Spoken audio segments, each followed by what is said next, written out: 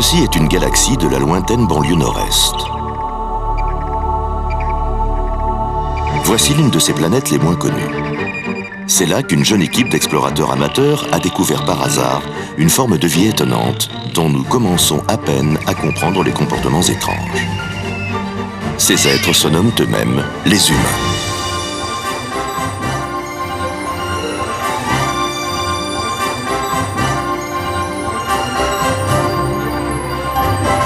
Les humains sont des animaux très mystérieux. Ils vivent dans des nids cubiques, durs et gris, qu'ils regroupent par milliers autour de longues lignes droites. Aux premières heures du jour, ils sortent de leur tanière et grouillent en tous sens sur sa surface, seuls ou en petits troupeaux nerveux et serrés. Certains humains se déplacent en position verticale, en avançant une patte, puis en se rattrapant au dernier moment, juste avant de tomber. D'autres circulent assis dans des boîtes colorées qui produisent un gaz puant qui empoisonne l'air. Examinons de plus près l'un de leurs nids. Ceci est un humain au repos. Il s'agit plus précisément d'une femelle. On reconnaît les femelles à leur longue crinière noire, à leur pis proéminent aux extrémités roses, à leur parfum d'orchidée sauvage, à leur nounours. Ceci est un humain mâle. Comme on le voit, il n'a pas de crinière ni de pis proéminent. On reconnaît le mâle à ses yeux rouges, à son poil au menton, à sa forte odeur de champignons macérés, à son absence de nounours. À l'intérieur du crâne de la plupart des humains se trouve un cerveau flottant dans du liquide, mais on ne peut pas le distinguer, même en regardant tout au fond de leur bouche. Pour marquer leur territoire, les mâles salissent un peu d'eau pure en l'imprégnant de leur urine. Les femelles, dont la température s'élève trop, doivent se rafraîchir fréquemment à l'eau froide sous peine de déshydratation. Mais rassurons-nous, malgré leurs multiples orifices, elles sont parfaitement étanches. Pour se nourrir, les mâles boivent le lait volé aux mères bovidées. Les mâles ont souvent des animaux plus petits et plus poilus en cage qu'ils font souffrir. Ça là-bas. Cela a l'air de beaucoup les amuser. Allez, dégage. Ils leur font subir 1000 supplices sans que ces derniers puissent vraiment se défendre. La scène suivante peut choquer les personnes sensibles, car il s'agit bien là d'un nouveau-né d'oiseau vivant qui va être tué sous vos yeux pour nourrir la femelle. Rappelons que chaque jour, les humains tuent des millions d'animaux innocents, des colocataires de leur planète, et ce, par pure gourmandise. Lorsque viennent les périodes des chaleurs, les mâles et les femelles en âge de procréer sont pris d'une excitation accrue. C'est alors qu'on peut assister à des parades nuptiales. Celles-ci obéissent à un rituel complexe que nous ne sommes pas sûrs d'avoir bien compris. Les mâles en rut commencent par tapoter sur des bouts de plastique sec. Les femelles en chaleur font de même. Cela semble le signal de ralliement. Dès lors, mâles et femelles humains vont se faire beau pour attirer leur partenaire. Ils se rognent les griffes des pattes antérieures et postérieures. Si tu ne baises pas, tu n'es pas riche. Ils s'arrachent les poils du menton et des yeux. Ils s'enduisent leurs dessous de bras et leur bouche de graisse de porc. Ils s'astiquent les crocs avec de la menthe. Ils enveloppent leurs pattes avec des capuchons de peau de bovidés et leur torse avec des fibres de fleurs.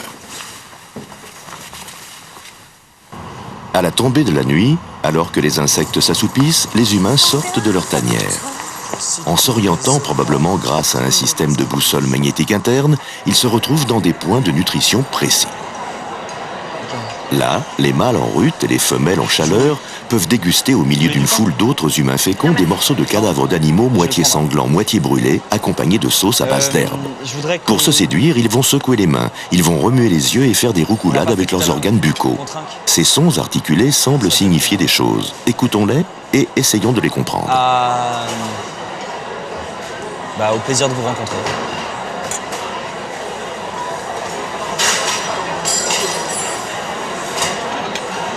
J'ai quand même une question à vous poser. Ouais. C'est la première fois que vous rencontrez quelqu'un par chat, par internet, ou vous avez plutôt l'habitude de faire ce genre de choses comme ça? Non, j'ai des amis, mais... Enfin, c'est devenu des amis, mais à longue distance. Et ça parle, et ça parle. En fait, Qu'est-ce qu'ils peuvent bien se dire? Nos linguistes cherchent à décrypter cette avalanche de sons et de clappements de bouche. Et je dois dire que pour une première fois, c'est plutôt réussi. Mais Si par exemple vous étiez rentré, vous m'auriez vu, je vous plaisais pas, qu'est-ce qui serait passé? Vous serez... Je sais pas. Attention, regardez Oui, mais- bien. Ce geste très agressif du mâle va créer un trouble. La femelle se défend aussitôt d'un coup de patte. Est-ce fini? La respiration de la femelle s'accélère.